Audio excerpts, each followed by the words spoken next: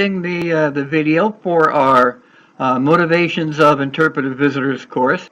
I'm Dr. John Paverka. You can call me Doc John, and I'm the course instructor. I've been involved in heritage interpretation and visitor services training for about 40 years. Yes, I am that old. And I've learned a lot about visitors and interpretation and program development over that time.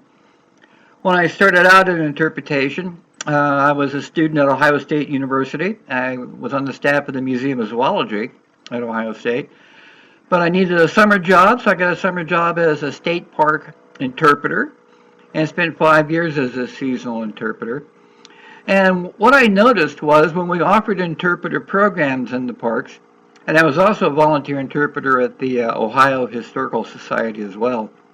When we offered interpreter programs in our schedules, there were some programs that nobody came to, and there were some programs that lots of people came to. And for my dissertation, I wanted to find out why.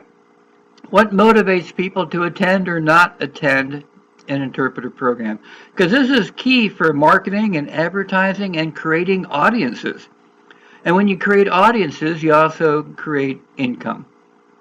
So some of the things my studies found from a 2-year research project with Ohio State Parks was that there were program topics, and we surveyed 90.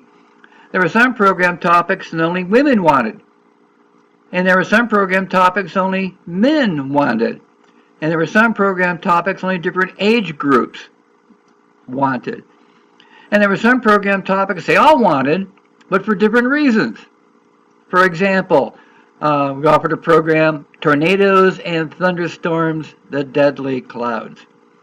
Well, men chose that program for esteem motives. They wanted to know how tornadoes were formed and how powerful they could be and how they could take a semi-truck and swirl it around. But the women wanted that program topic for safety motives.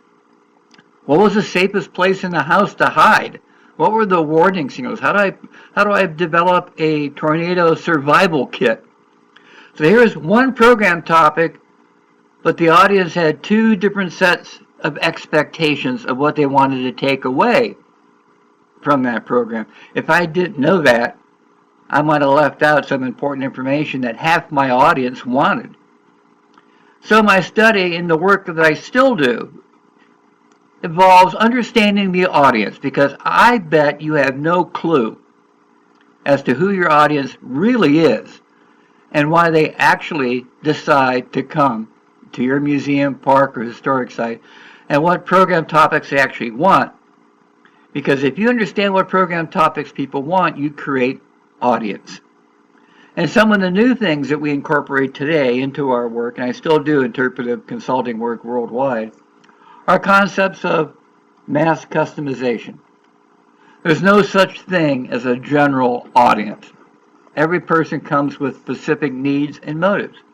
We look at the experience economy.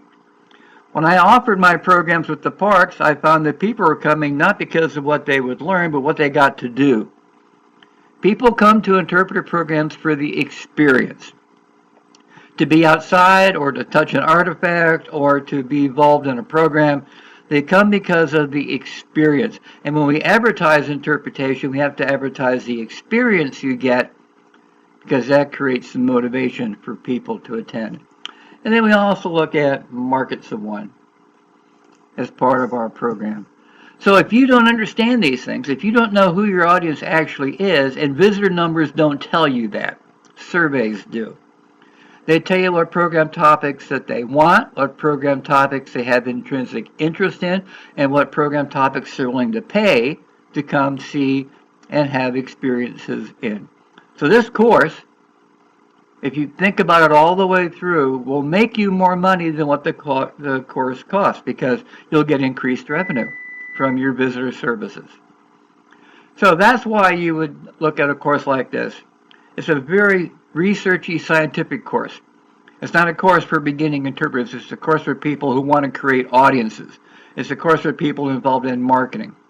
It's a course for people who want to expand their audience base. And you can't expand your audience base if you don't know what they want. And that's what this course will help you understand and figure out. So I hope you think about this course. on visitor motivations and expectations for attending interpreter programs. This course will make you money. This course will increase your visitors and your visitor numbers. And this course will essentially create a better sense of community for the kinds of audiences you'll create. It's a very excellent course, and it'll help you really understand who your audiences really are. So, visitor motivations for selecting and attending interpreter programs. I hope you think about it, and I think you'll enjoy it quite a bit, and I think you'll be surprised at some of the things you'll learn. Thanks for watching.